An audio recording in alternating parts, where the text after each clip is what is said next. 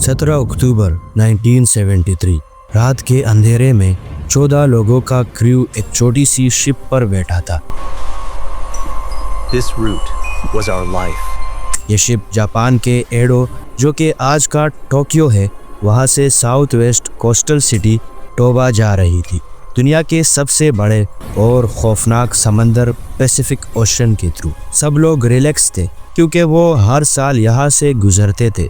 इनका purpose transport और trade था, लेकिन फिर ऐसा होता है जो उन्होंने सोचा भी नहीं था। अचानक हवा तेज हो जाती है, हल्के हल्के झटके महसूस होते हैं और फिर तूफान अचानक तेज हो जाता है। शिप कंट्रोल खो देती है, पर किस्मती से ये लोग बच जाते हैं। पर असली बदकिस्मती तो अब शुरू होने वाली थी। शिप के सारे कंट्रोल सिस्टम्स फेल हो चुके थे। रडर, सेल्स, मेस्ट सब डैमेज हो चुका था। अब शिप बस उस तरफ जा रही थी जहां हवा और लहरों का राज था। 484 दिन बाद, यानी 1.5 साल बाद, ये शिप आखिरकार खोज दी गई और जो रेस्क्यूअर्स ने देखा उसने उन्हें हैरान कर दिया। कुछ लोग अब भी जिंदा थे और कुछ के सिर्फ ढांचे पड़े हुए थे। मैं हूँ मसीह और आप मसीह इनसाइट्स के इस सफ़र का हिस्सा बन चुके हैं।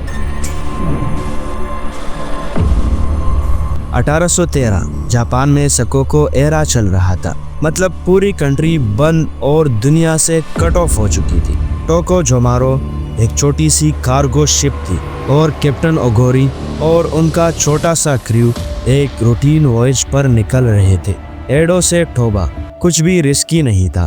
रूटीन रूट, फेमिलियर वाटर्स, और सबको लग रहा था कि ट्रिप वैसे ही होगा जैसे हर साल स्मूथली कंप्लीट होता है।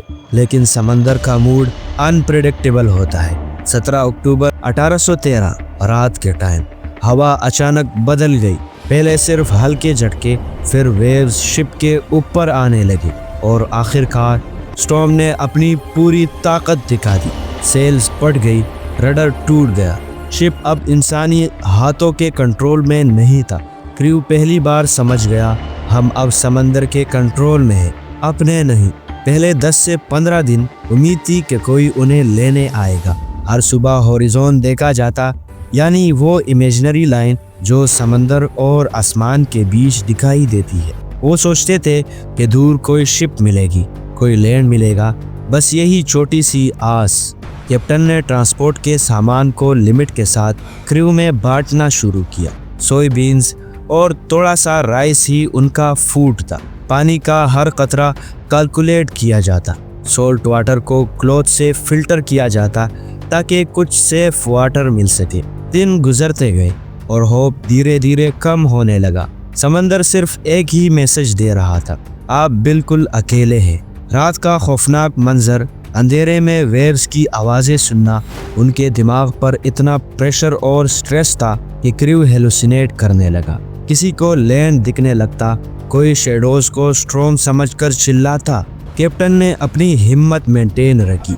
उन्होंने छोटी छोटी स्ट्रेटजीज बनाकर क्रू को सरवाइव करने के लिए मोटिवेट किया, पर हर सुबह एक नया चैलेंज आता। उनकी बॉडी वीक हो चुकी थी और फूड ख़त्म होने लगा था। कुछ हफ्ते बाद एक और मुसीबत सामने आई, स्कर्वी। खाने में विटामिन सी की डेफिशिएंसी से उनके गम्स ब्लीड करने लगे, मसल स्टिफ हो गए, वाउंड्स कभी हील ही नहीं हो रहे थे। तकरीबन 200 दिन बाद क्रू की स्ट्रेंथ ऑलमोस्ट 0 हो गई थी। उनके मसल्स एनर्जी में कंज्यूम हो गए थे। माइंड स्ट्रगल कर रहा था, पर कैप्टन ओगोरी का दिमाग अभी भी शार्प था। एक दिन क्रू ने नोटिस किया कि समंदर में फ्लोटिंग सीवीड्स और पानी अनयूजुअली गर्म हो रहा था। सीवीड यूजुअली कोस्ट के पास ही उगता है और अगर ओपन सी में दिख रहा हो तो इसका मतलब है कि लैंड अब दूर नहीं है। पानी का ये गर्म फ्लो, उन्होंने समझा कि ये वार्म वाटर करंट है, एक नेचुरल ओशन करंट जो जापान के कोस्ट के पास फ्लो करता है और शिप को नेचुरली लैंड की तरफ ड्रिफ्ट करता है। यह क्रू के लिए एक छोटा सा होप का सिग्नल था।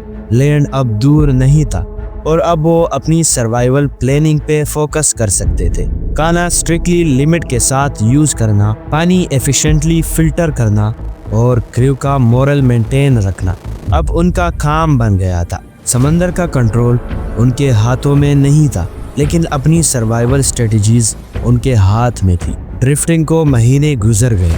क्रू का मेंटल और फिजिकल स्टेट कंटिन्यूसली टेस्ट हो रहा था। हर सुबह एक नई फाइट थी, इंसानी विल पावर वर्सेस ओशन। हर रात एक सस्पेंस था, क्या कल वो सरवाइव कर पाएंगे या नहीं। और फिर पूरे 484 दिन बाद आखिरकार एक अमेरिकन वेसल ने शिप को देख लिया। शिप डैमेज था, 14 लोगों में से 11 लोगों की हड्डियां और सिर्फ 3 सर्वाइवर्स मिले, जिनमें एक कैप्टन और 2 और लोग थे। बाकी सब स्कर्वी, डिहाइड्रेशन और एग्जॉशन से अपनी जान हार चुके थे। अमेरिकन सेलर शॉक्ड थे, इन लोगों ने कैसे इतने दिनों तक सरवाइव किया। जापान अभी भी सकोको एरा में था। आइसोलेशन स्ट्रिक्ट थी, किसी को भी अंदर या बाहर जाने की इजाज़त नहीं थी। रेस्क्यू होने के बाद भी सर्वाइवर्स को वापस अलाउड नहीं किया गया।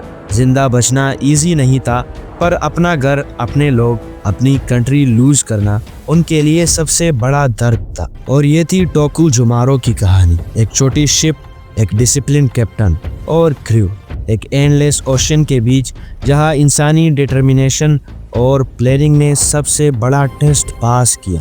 तो इसी के साथ अपनी इस वीडियो को एंड करते हैं और मिलते हैं किसी और वीडियो में, शायद जो आपको स्क्रीन पर दिख भी रही है।